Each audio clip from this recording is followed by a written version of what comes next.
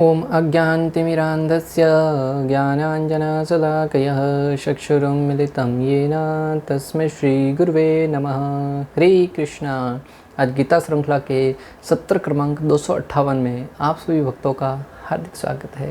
आज हम श्रीमद् भागवत गीता के 7वें अध्याय के जो कि भगवत ज्ञान श्लोक क्रमांक 20 का अध्ययन करेंगे। तो आइए, श्लोक इस प्रकार है। कामेस्तेभ्यज्ञान प्रपतन्ते अन्य देवता तम तम नियमम आस्थाय प्रकृत्य न्यताश्वः। अर्थात भगवान श्री कृष्ण कहते हैं कि जिनकी बुद्धि भौतिक इच्छाओं द्वारा मारी गई है वे देवताओं की शरण में जाते हैं और वे अपने अपने स्वभाव के अनुसार पूजा के विशेष विधि विधानों का पालन करते हैं। अभी तक तो भगवान श्री कृष्ण जो भक्त भगवान की शरण में आ रहे थे उनके बारे में उल्लेख कर रहे थे, भले भौतिक आकांक्षाओं से आए या दिव्य ज्ञान के द्वारा पूर्ण शरणागति लेकर भगवान की शरण में आए, परंतु फिर यहाँ पे उल्लेख कर रहे हैं कि जिनकी बुद्धि भौतिक इच्छाओं द्वारा मारी जाती है, जो अनेक प्रकार के भौतिक आकांक्षाओं से ग्रसित रहता है, अनेक लाभ प्राप्त करना चाहता है, वह व्यक्ति देवताओं के शरण में जाता है। तथा कथित देवताओं के शरण में जाकर उनकी पूजा अर्चना करके उनको प्रसन्न करना चाहता है, जिससे प्रसन्न होकर देवी देवता अनेक प्रकार के लाभ प्रदान करते हैं। जैसे वृंदावनवासी इंद्रदेव की पूजा कर रहे थे इस भाव से कि जब वो उनकी पूजा करेंगे, उनको उपहार देंगे तो इंद्रदेव बारिश करेगा और उस बारिश के फलस्वरूप वहाँ पे धन धान्य से परिपूर्ण होगा और उनकी गाय हैं वो प्रसन्न रहेगी और उनके लिए भी भोज्य सामग्री प्राप्त होगी। परंतु जैसे श्री कृष्ण केंद्र में आए, वृंदावन वासियों ने भगवान श्री कृष्ण को ही अपना केंद्र बिंदु रखा और गिरिराज जी की पूजा करने लगे, इंद्रदेव की पूजा को बंद कर दिया। इसका अर्थ ये नहीं कि भगवान है वो कहते हैं कि तुम देवी देवताओं की पूजा बंद कर दो। भगवान कहते हैं कि जैसे जैसे तुम्हारी बुद्धि विकसित होगी तुम परम सत्य को जान जाओगे। स्वाभाविक है, कोई व्यक्ति प्रारंभ में किसी अपने प्राथमिक स्तर के नेता है उसको प्रसन्न करके ऊपर का काम करवाता है, परंतु जैसे जैसे उसकी पहुंच बढ़ने लगती है वो डायरेक्ट प्रधानमंत्री या ऊपर के गृह मंत्री उनसे बात करके अपना काम डायरेक्ट करवाता है। उसी भांति जो प्राथमिक देवता हैं जिनकी बुद्धि विकसित नहीं होती है वो देवताओं की शरण में जाते हैं और उनके लिए भगवान श्री कृष्ण ने वेदों में अनेक प्रकार का ज्ञान भी दिया है कि जिसकी बुद्धि जितनी विकसित है वो उनकी शरण ग्रहण करेगा और उनके फल क्या मिलेंगे वो भी आगे हम पढ़ेंगे। तो भगवान यहाँ पर कह रहे हैं कि जिनकी बुद्धि भौतिक इच्छाओं द्वारा मारी गई है वे देवताओं की शरण में जाते हैं और वे अपने अपने स्वभाव के अनुसार पूजा की विशेष विधि विधान का पालन करते हैं। जो समस्त भौतिक कलमश से मुक्त हो चुके हैं वे भगवान की शरण ग्रहण करते हैं और उनकी भक्ति में तत्पर होते हैं। जो भौतिक कलमश से मुक्त हो चुके हैं, भगवान ने यहाँ पर क्या कहा कि जो भौतिक इच्छाओं से ग्रसित है वो व्यक्ति देवताओं के पास जाते हैं और जो उन भौतिक कलमशों से मुक्त हो जाते हैं वो भगवान की शरण में जाते हैं और उनकी सेवा ग्रहण करते हुए उनकी शरणागति स्वीकार करते हैं। जब तक भौतिक कलमश धूल नहीं जाता तब तक वे स्वभावतः अभक्त रहते हैं। जब तक हमारे अंदर से अनेक प्रकार के भौतिक कलमश है वो धूल नहीं जाते, अर्थात तो भौतिक कलमश सेवा भाव में परिवर्तित नहीं होते, तब तक अभक्त माने जाते हैं। तो अगर आज तक आप और हम अपने आप को भक्त मानते थे और अनेक प्रकार की भौतिक इच्छाएं लेकर घूम रहे हैं और सोचते हैं कि हम तो बहुत बड़े भक्त हैं, उनके लिए भगवान श्री कृष्ण यहाँ पर पूर्ण निर्देश दे रहे हैं, सचेत कर रहे हैं कि अभी तुम भक्त नहीं बने हो। जिस प्रकार एक व्यक्ति श्रील प्रभुपाद के पास जाकर उनसे कहने लगा कि प्रभुपाद जी मैं 4 नियमों का पालन करने लग गया हूँ, प्रतिदिन 16 माला जप करता हूँ, अभी मैं भक्त बन गया हूँ, मुझे आप दीक्षा दे दीजिए। तब प्रभुपाद जी कहते हैं कि अभी तुम भक्त नहीं, अभी तो तुम इंसान बने हो।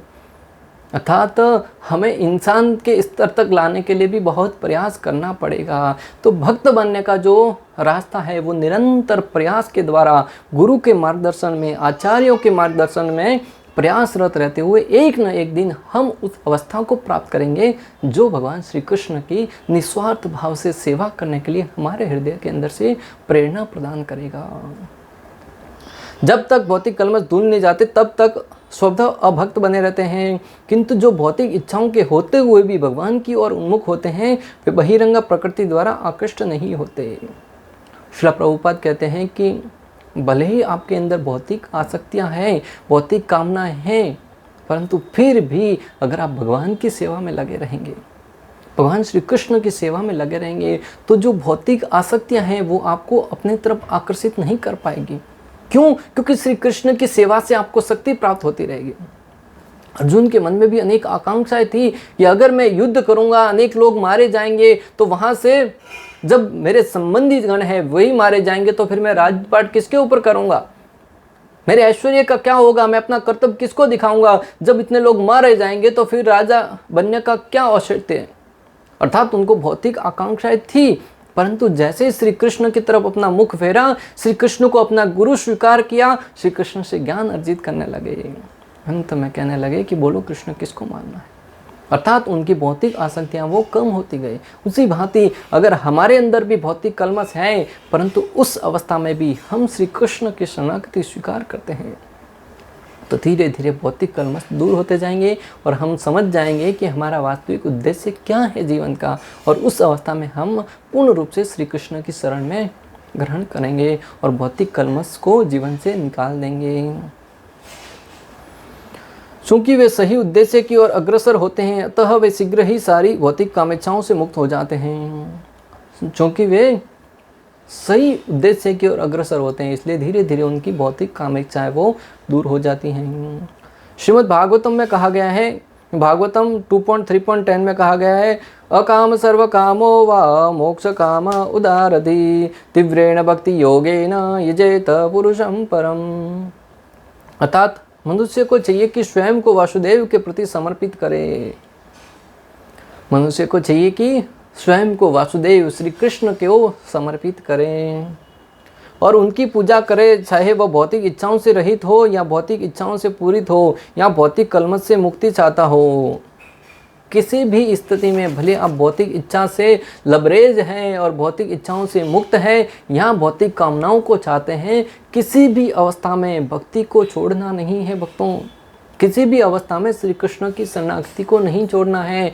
निश्चित रूप से हमारा जो वास्तविक उद्देश्य है वो धीरे धीरे पूर्ण होगा। ध्रुव महाराज ने भौतिक आकांक्षाओं से भगवान श्री विष्णु की भक्ति करी, भगवान श्री विष्णु को प्रसन्न करने का प्रयास किया, और जैसे ही भगवान श्री कृष्ण प्रसन्न हुए, उनको भौतिक इच्छाएं तो पूर्ण करी, साथ ही साथ आध्यात्मिकता का हृदय के अंदर भक्ति है वो भी पूर्ण जागृत हुई। और ध्रुव महाराज इतने महान भक्त हो गए कि आज उनके नाम से पूरा एक लोक है, ध्रुव लोक।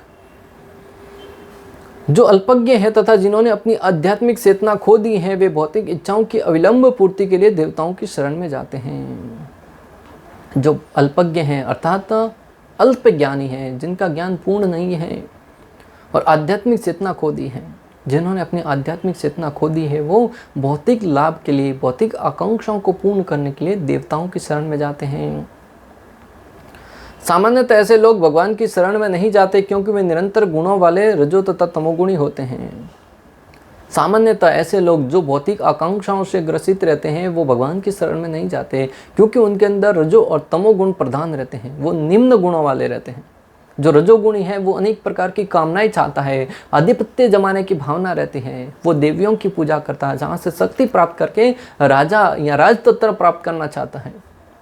या तमोगुणी व्यक्ति है, वो बिना किसी प्रयास की मात्र इंद्रिय भोग करना चाहता है, तो वो भी अनेक देवी देवताओं की शरण में ही जाता है। बलि चढ़ाना वगैरह वगैरह अनेक प्रकार के अनुष्ठान करके भौतिक लाभ से ऊपर वो नहीं उठ पाते, चाह कर भी नहीं उठ पाते, क्योंकि रजोगुण और तमोगुण में रहने के कारण। इसलिए हमें चाहिए कि अगर हम भक्ति में बढ़ना चाहते हैं तो हमें सत्वगुण तक सर्वप्रथम तो ऊपर उठना चाहिए। अर्थात हमारे खाने पीने, रहने, उठने, बैठने, इन सारे के सारे सामान्य कार्यकलापों को भी परिवर्तित करना होगा। और जैसे ही हम सत्व गुण में आएंगे, स्वाभाविक ही भक्ति करने में बहुत आसानी होगी भक्तों, क्योंकि एक तो हम नदी के विरुद्ध बहते हैं और एक नदी के साथ बहते हैं। बहुत अंतर पड़ता है कि हम भौतिक कामनाओं को लेते हुए, भौतिक आकांक्षाओं को लेते हुए अनेक प्रकार के जंजालों को उठाकर फिर चलते हैं, तब अनेक प्रकार के कठिनाई आती है, परिश्रम करना पड़ता है और कभी कभी वहाँ से गिरने की भी अवस्था बनी रहती है। परंतु जब हम सात्विक भाव में रहेंगे, अर्थात भक्ति के लिए पूर्ण रूप से उपयोगी मार्ग होगा। एक तो टूटे फूटे पराग रोड पर गाड़ी चलाना और एक स्मूथ जो हाईवे बना हुआ है, अभी नया नया बना है, उसके ऊपर चलना, दोनों में अंतर है। उसी भांति सत्व गुण में रहकर भक्ति करना और अनेक प्रकार की भौतिक कामनाओं से ग्रसित रहकर भक्ति करना, दोनों में बहुत अंतर है। तो उन कामनाओं को साथ में लेकर भी भक्ति मार्ग पर चलते रहेंगे तो एक दिन सत्व गुण तक आएंगे और हम फिर भक्ति में पिकअप पकड़ के 120 की स्पीड में उस रास्ते पर भागने लगेंगे।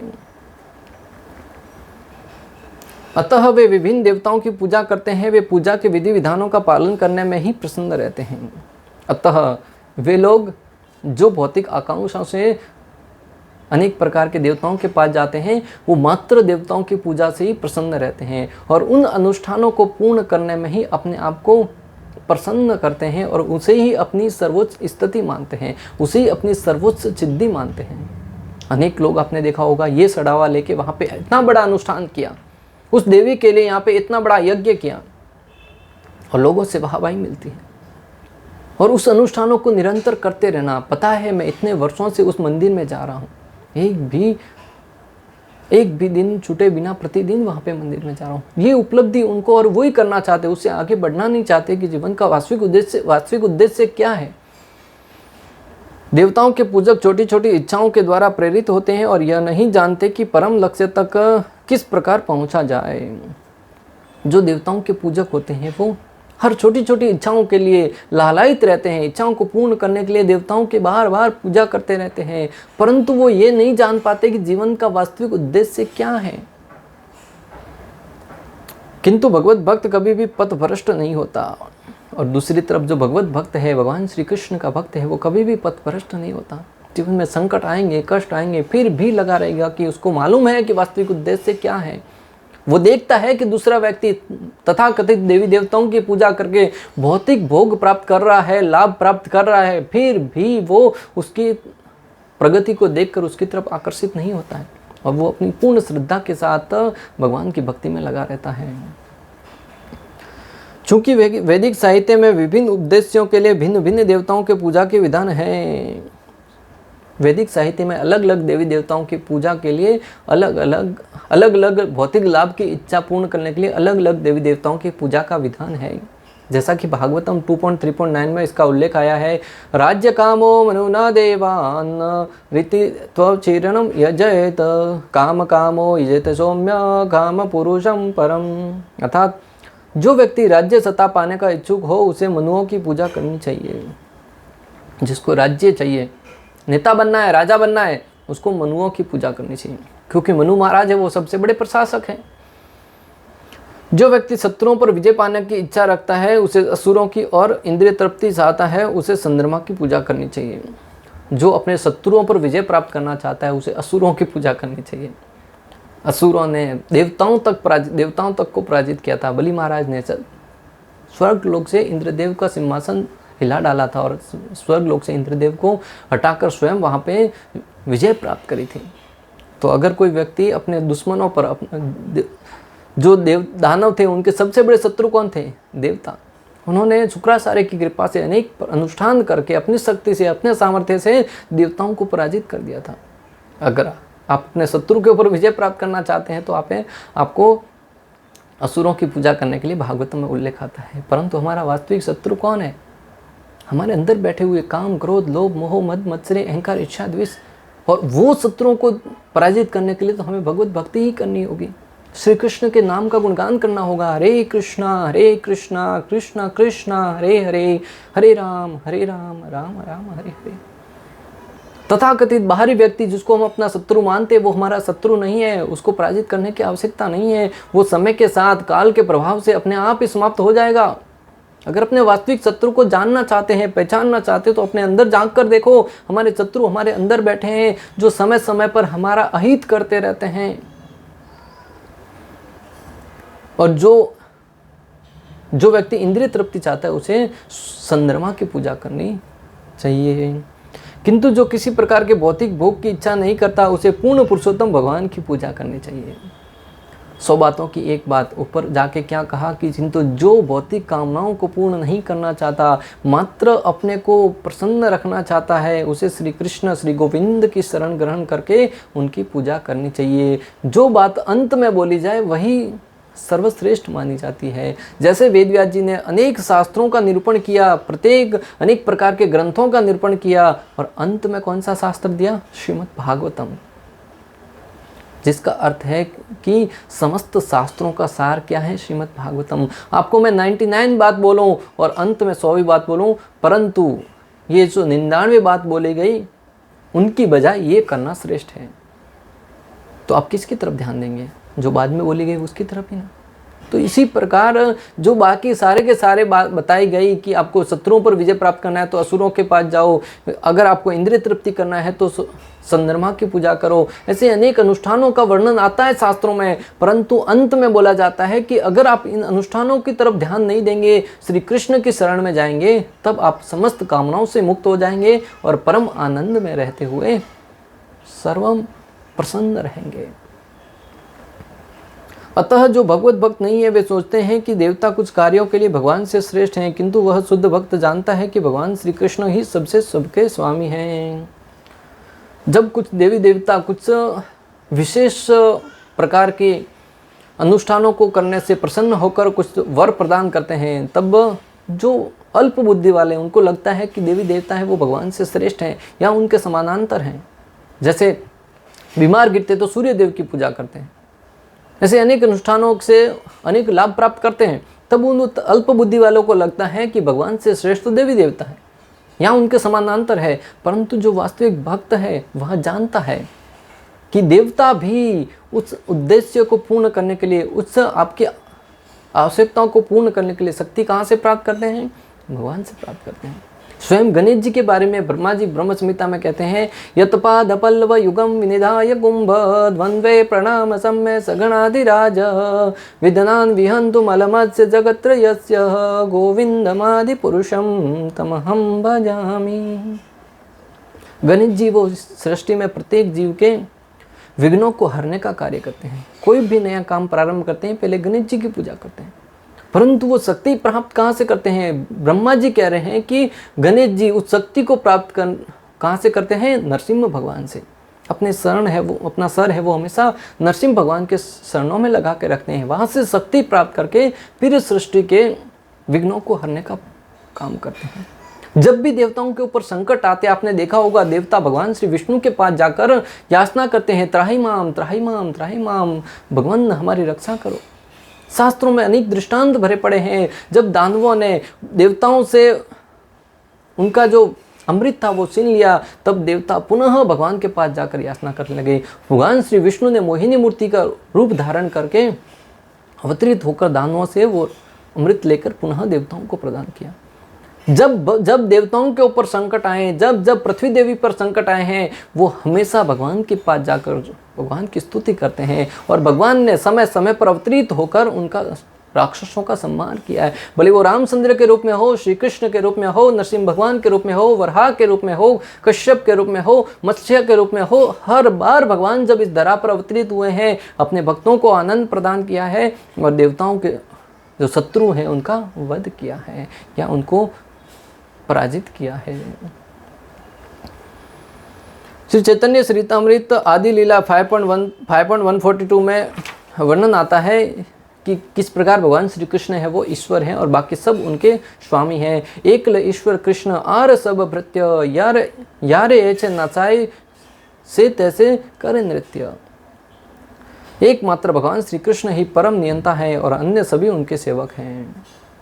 एकमात्र श्री कृष्ण भजेंद्र नंदन गोविंद, भगवान श्री कृष्ण ही एकमात्र भोक्ता हैं, एकमात्र स्वामी हैं, और बाकी सारे के सारे भले जीव से लेकर देवताओं तक कोई भी क्यों न हो, सारे के सारे उनके सेवक हैं। इसलिए तो भगवान श्री कृष्ण जब प्रकट हो रहे थे, ब्रह्मा जी, शिव जी, नारद, अनेक प्रकार के देवी देवता सब आकर जेल में भगवान की स्तुति करने लगे। इससे सिद्ध होता है कि श्री कृष्ण है वो परम पुरुषोत्तम भगवान है और बाकी सारे देवता उनके वश में, उनकी शक्ति के अंतर्गत कार्य करते हैं। अगर उनको कोई वरदान भी प्रदान करना है तो भगवान की इच्छा के बिना, भगवान के आज्ञा के बिना वरदान प्रदान नहीं करते। और उन वरदान को पूर्ण करने के लिए भी शक्ति है वो भगवान से ही प्राप्त होती है। और जो जैसा भगवान श्री कृष्ण नचाते हैं वैसे वे नाचते हैं। इस जगत में व्यक्ति जीव है वो कठपुतली की भांति है भक्तों। भगवान जिस प्रकार उनको नचाता है वैसे जीव को नाचना पड़ता है। जिस प्रकार कठपुतलियों को नचाने वाला व्यक्ति अपने हाथ की उंगलियों की अनेक प्रकार की क्रियाओं के द्वारा कठपुतलियों को एक बार ऐसे नृत्य करवाता है, एक बार ऐसे नृत्य करवाता है। सामने बैठे लोग हैं, उनमें से जो बुद्धिमान है, जो परिपक्व है, उनको तो मालूम है कि कोई पीछे, इसके पीछे है नचाने वाला, परंतु जो नादान है, बालक है, वो देखते हैं कि कठपुतलियां स्वयं नृत्य कर रही है। उसी भांति इस जगत में भी जो ज्ञानी है वो उनको पता है कि प्रत्येक क्रिया है, प्रत्येक कार्य है वो भगवान श्री कृष्ण के आदेश के अनुरूप होता है। परंतु जो अल्प ज्ञानी है, जिनकी मति, जिनकी बुद्धि भौतिक इच्छाओं के द्वारा मारी गई है, वो सोचते हैं कि ये हम अनेक प्रकार से स्वतः ही घटित हो रहा है, परंतु वास्तव में वो भगवान की शक्ति के द्वारा ही संभव होता है। फलतः शुद्ध भक्त कभी भी अपनी आवश्यकताओं की पूर्ति के लिए देवताओं के निकट नहीं जाता। वह तो परमेश्वर पर निर्भर रहता है और वे जो कुछ देते हैं उसी से संतुष्ट रहता है। फलस्वरूप जिसको ये ज्ञान हो जाता है कि श्री कृष्ण ही समस्त सृष्टि के मालिक हैं, वो देवताओं की शरण में नहीं जाता भौतिक इच्छाओं को पूर्ण करने के लिए। वो एकमात्र श्री कृष्ण के ऊपर ही शरणागत रहते हैं और भगवान श्री कृष्ण के ऊपर ही आश्रित रहते हैं। प्रहलाद महाराज को हिरण्यकशिपु ने अनेक प्रकार के प्रलोभन दिए, जो कुछ तुम चाहते हो मैं तुम्हें प्रदान करूंगा, तो एक संपूर्ण जो आसुरी साम्राज्य है उसके मालिक तुम्हें बना दूंगा, तुम एक मेरे विष्णु है जो मेरे विद्रोही हैं उनकी शरणागति छोड़ दो। परंतु प्रहलाद महाराज ने उनकी एक न सुनी। अनेक प्रकार के दुखों को सहन करते हुए, कष्टों को सहन करते हुए भी भगवान श्री विष्णु की शरण को नहीं त्यागा, हमेशा भगवान का ही स्मरण करते थे। स्मर्तव्यो सततम विष्णु स्मर्तव्यो न जातुसीत सर्व विधि निषेध शौरेत योरेव किम करः। पांडवों के जीवन में अनेक संकट आए, कष्ट आए, परंतु फिर भी पांडवों ने भगवान श्री कृष्ण की शरणागति नहीं छोड़ी भक्तों। ध्रुव महाराज जब घर से निकले थे, नारद मुनि ने अनेक प्रकार के प्रलोभन दिए कि भक्ति को छोड़कर तुम्हें अभी खेलने कूदने की उम्र है, परंतु ध्रुव महाराज है वो अपने प्रयास में, अपने जो लक्ष्य था उसमें अडिग थे और भगवान श्री विष्णु को प्रसन्न करके ही लौटे भक्तों। अनेक दृष्टांत आते शास्त्रों में भक्तों, जिनमें भक्त ने पूर्ण भक्ति भाव से, पूर्ण श्रद्धा भाव से जब भगवान श्री कृष्ण की भक्ति करी, भगवान की पूजा करी, निश्चित रूप से भगवान ने उनके साथ आदान प्रदान किया और ऐसा आदान प्रदान किया कि वो भक्त है वो जीवन में सर्वोच्च अवस्था तक प्राप्त हुआ। श्रील प्रभुपाद के जीवन में कम संकट आए क्या?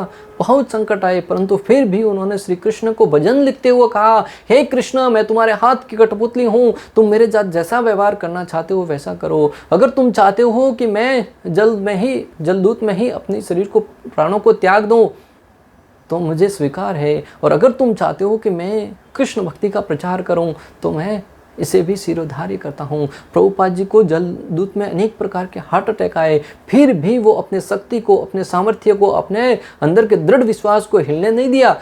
अंततः उनकी विजय हुई भक्तों। आज उनके प्रयास से, उनकी कृपा से संपूर्ण विश्व में कृष्ण भक्ति का डंका बज रहा है। और जो लोग अनेक प्रकार के दुखों से, कष्टों से सहमे हुए थे, वो आज कृष्ण भक्ति रूपी आवरण को पहनकर अनेक प्रकार की प्रसन्नता की अनुभूति कर रहे हैं।